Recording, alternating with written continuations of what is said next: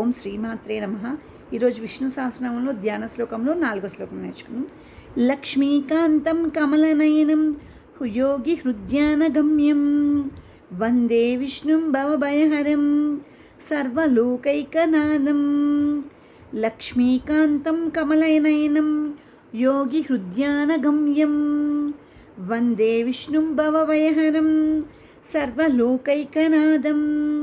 లక్ష్మీకాంతం కమలనయనం యోగి హృద్యానగమ్యం వందే విష్ణుం భవభయహరం సర్వలోకైకనాథం.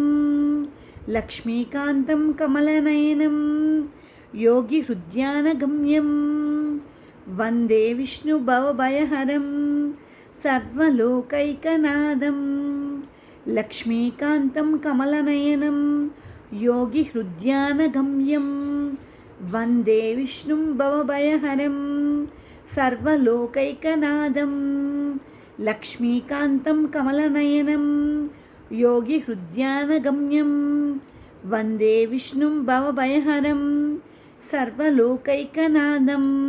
ఇక్కడ ఒక చిన్నది చెప్తున్నాను వినండి. లక్ష్మీకాంతం కమలనయనం యోగి హృద్యానగమ్యం.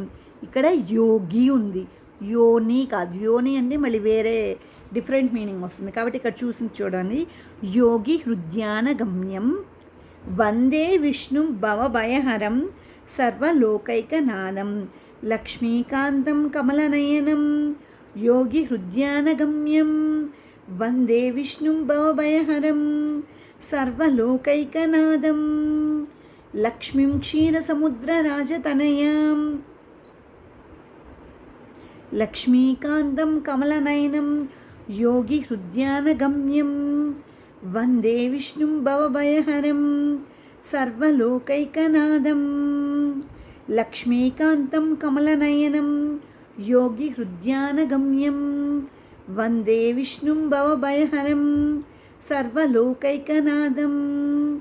లక్ష్మీకాంతం కమలనయనం యోగి హృద్యానగమ్యం వందే విష్ణుం భవభయహరం సర్వలోకైకనాథం.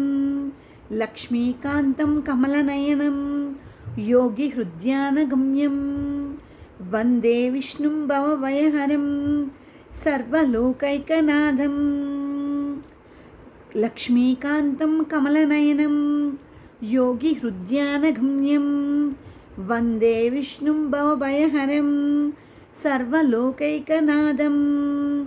లక్ష్మీకాంతం కమలనయనం యోగి హృద్యానగమ్యం వందే విష్ణుం భవభయహరం సర్వలోకైకనాథం.